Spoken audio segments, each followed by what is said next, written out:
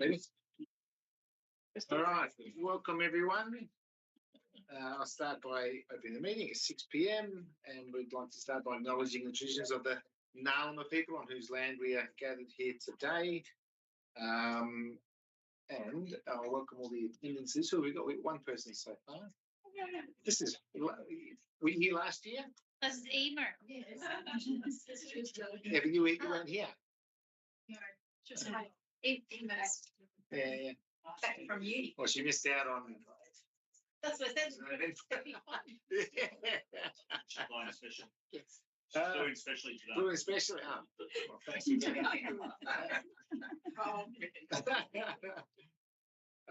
Right, so the purpose of today's meeting is obviously we're going to go and adopt our annual report.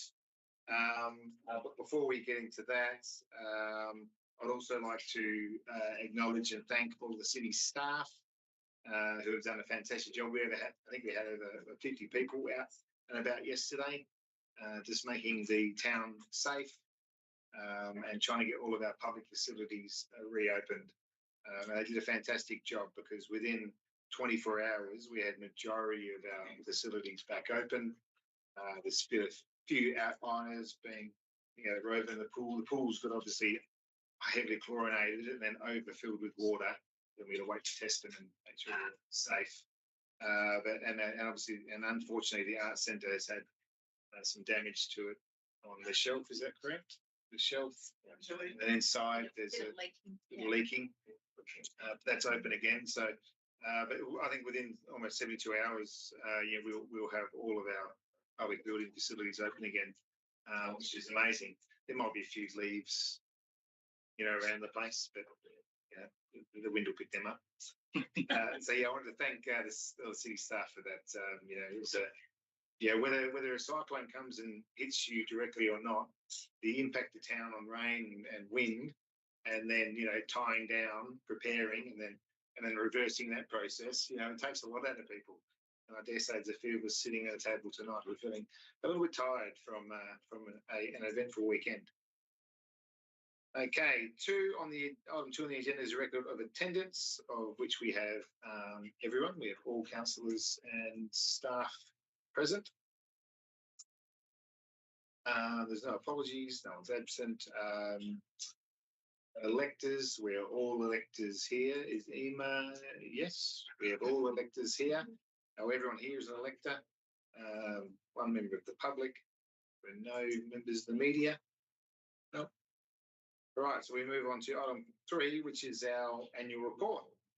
So before we go to the officer's recommendation and move it, I'll just throw the CEO to give us a bit of a briefing on some of the major things that we achieved over the last 12 months. Yes, thanks, Mr. Mayor. I thought, given that this is a really important document, that it might be helpful to just walk through some of the highlights from the year that has been passed.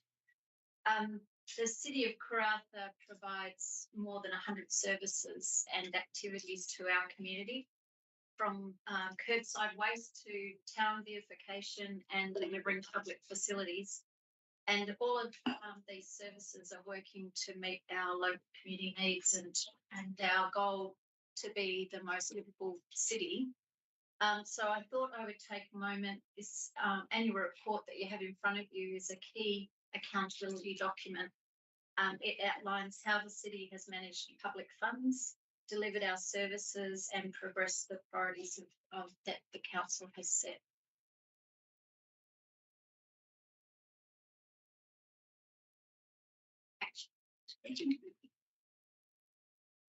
Otherwise, we can move it. Yeah, you should.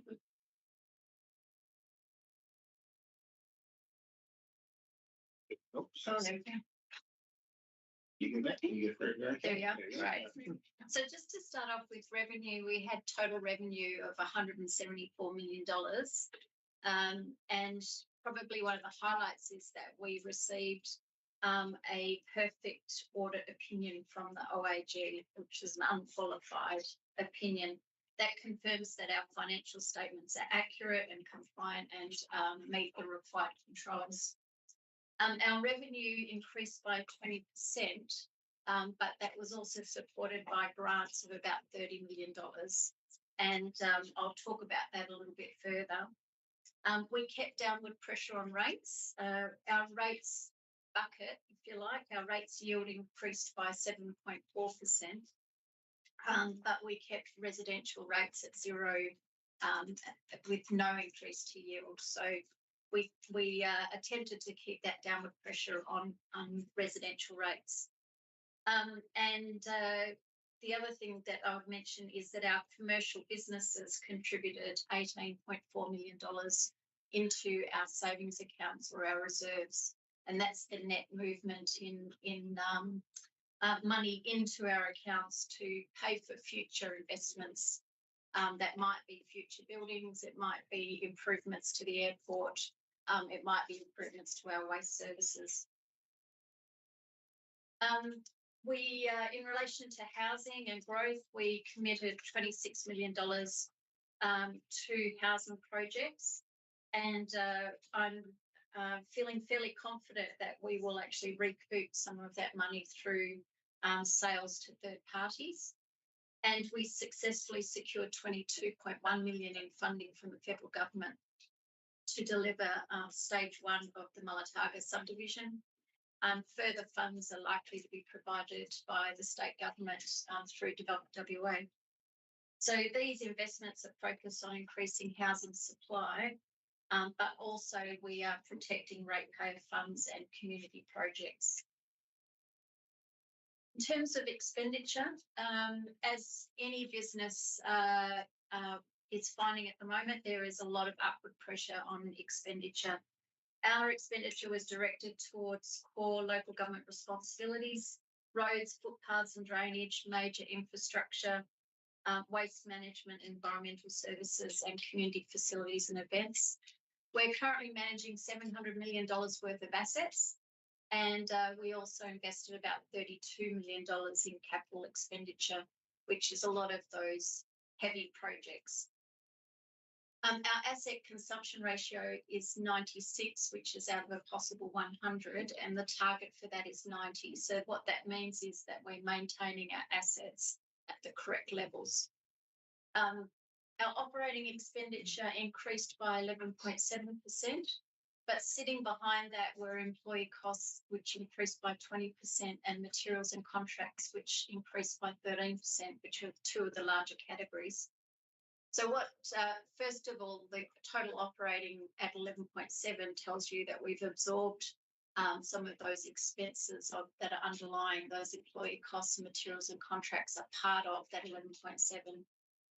The OPEX of 11.7% is consistent with other Pilbara councils. And the other thing I'll just mention briefly is that our employee costs at 20% are being driven by increased employee numbers. Some of those are in fixed roles that relate to transformational projects that have a beginning and end date, and some of them relate to increased service levels requested by council and the community. We also have a third category, which is we have some upward pressure on regulations. There's more regulations that are being pushed down to local government at the moment and creating a lot of administrative work. As we're going forward with our employee costs, we are building flexibility into our organisational structures so we can flex up and flex down based on what council's appetite is in the future. In 24-25, we delivered, as I said, $32 million in capital works, including the Hillview-Balmoral road upgrades with the associated drainage and landscaping, and the Coolawanya and DeWitt Road intersection upgrade, which improved improved the safety of that intersection. Karratha Airport was awarded a Platinum Waterwise Business of the Year award, which was the only business in Western Australia to win that recognition, and that was for improvements in water management. Major upgrades to the road and streetscape, something that the team are really proud of. It's creating a vibrant and attractive town that the residents can be proud of. And we've made some significant upgrades at Kevin Richards, including lighting, playing surfaces and irrigation infrastructure. which will future-proof that facility for many years to come. Community outcomes were a priority. We awarded nearly $1 million in community grants and funding programs. 23 small businesses used our Take Your Business Online grants to create a digital presence for themselves.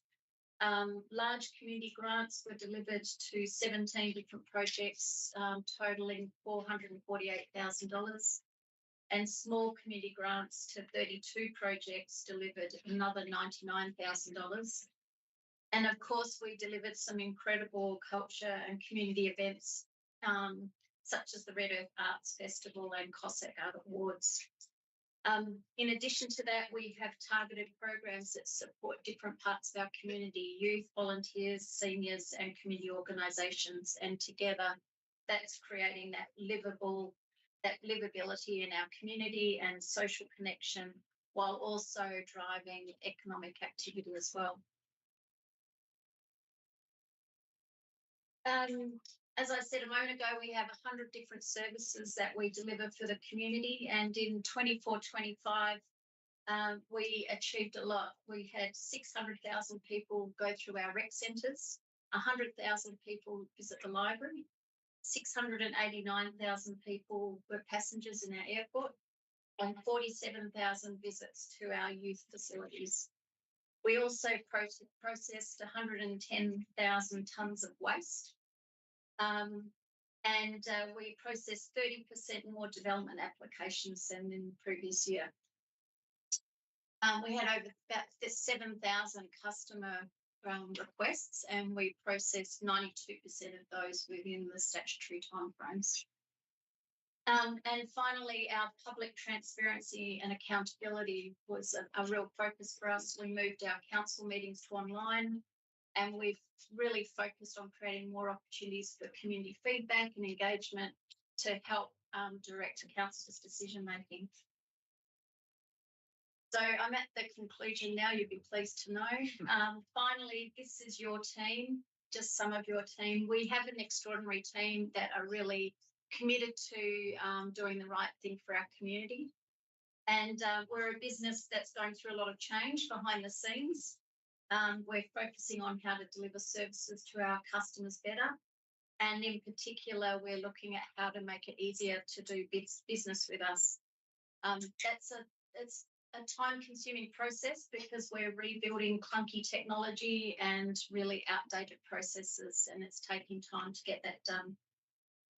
On the employee front, our safety stats are improving, our staff turnover rates are dropping, and we're actually attracting some very talented people to the business.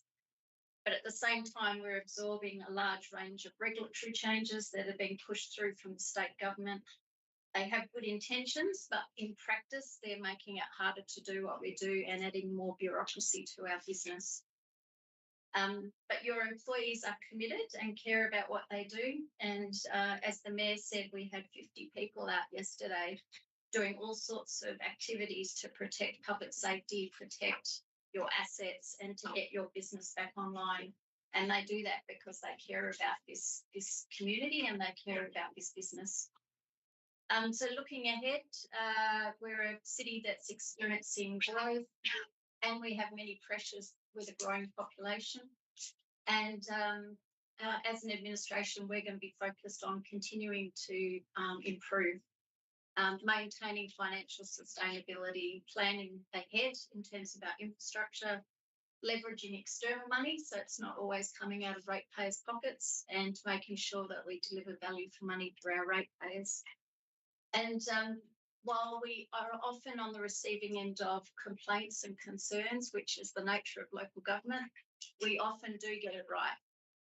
Our most recent community survey, 31% of residents said that the City of Karratha is a better place to live here than it was 12 months ago. So a huge thank you to the team for everything that they do. And we remain mindful that the top three concerns for our community are cost of living, affordable housing, and access to health services. They're not things that all relate to the work of local government, but we know that they're the top concerns for our community. So we'll continue to deliver good services, but also fight on behalf of our community to make a difference. So thank you. And on that, I'd like to recommend that the electors accept our annual report. Before we do, Yes. well, we'll listen to him. I think we should give ourselves and our team here a bit of a round of applause, because we had a big year last year, and I think we've achieved a lot. So I want to thank everyone for their attendance and everything they've done, all the decision making, all the ideas that have come to the table, and we're going well. So well done. If you can just indulge me for maybe 30 more seconds, or maybe a minute. I want to touch on, the fact that,